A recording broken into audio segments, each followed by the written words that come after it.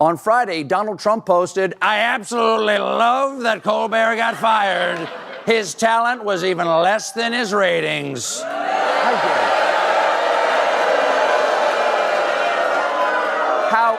How dare you, sir? Would an untalented man be able to compose the following satirical witticism? Go yourself. The studio was laughing when Stephen Colbert walked to the desk, but the laughter did not last. There was something different in his face that night. The usual smile lasted only a second before it disappeared behind something colder and more personal. This was not another routine monologue about Donald Trump.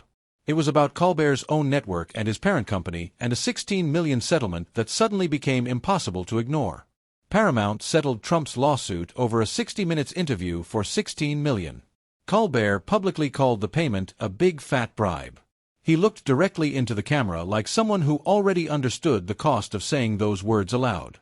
He told viewers he was offended not just as a comedian, but as someone who still believed the CBS name was supposed to stand for truth, credibility, and journalistic integrity in America.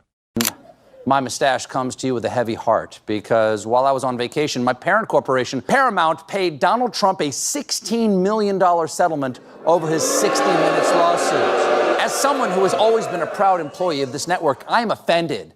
And I don't know if anything will ever repair my trust in this company. But just taking a stab at it, I'd say $16 million would help. For older Americans watching at home, that mattered.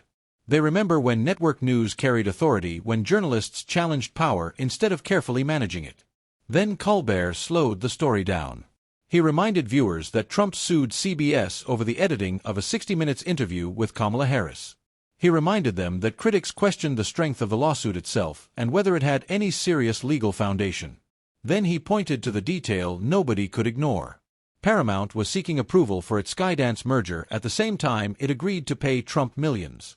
The timing became the story, and suddenly the entire controversy looked far more political than legal to many frustrated viewers across the country.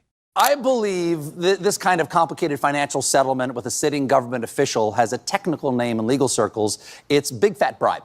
Because this all comes as Paramount's owners are trying to get the Trump administration to approve the sale of our network to a new owner, Skydance. Not the music I was expecting? Okay. That was me dancing in the... Colbert did not need to accuse executives directly. He simply laid out the sequence and let the audience feel the pattern. Lawsuit, settlement, merger, pressure, political tension. Then suddenly came the announcement that The Late Show would end. CBS insisted the cancellation was financial, not political. But Colbert's point was never that a corporate statement could erase public suspicion. His point was that people were allowed to ask questions and demand transparency from powerful media corporations. When a network pays a sitting president millions and then cancels one of his loudest critics days later, audiences do not need a conspiracy theory to feel uneasy. They only need a calendar. They only need memory. Journalism is supposed to make powerful people uncomfortable, not make executives nervous about regulatory approval or political consequences behind closed doors. Then Trump responded. Instead of addressing concerns about media independence, he celebrated. He mocked Colbert's talent and ridiculed the ratings. He treated the collapse of a major American late-night institution like a personal victory and a public humiliation for his critics. That changed the room again. Colbert had warned about pressure, and Trump's reaction suddenly made the pressure visible to millions of viewers watching the controversy unfold in real time. A president with no involvement could have stayed silent. But last week, Bondi dropped a bombdy, releasing a memo saying that there is no incriminating client list of Epstein and no credible evidence that Epstein blackmailed prominent individuals.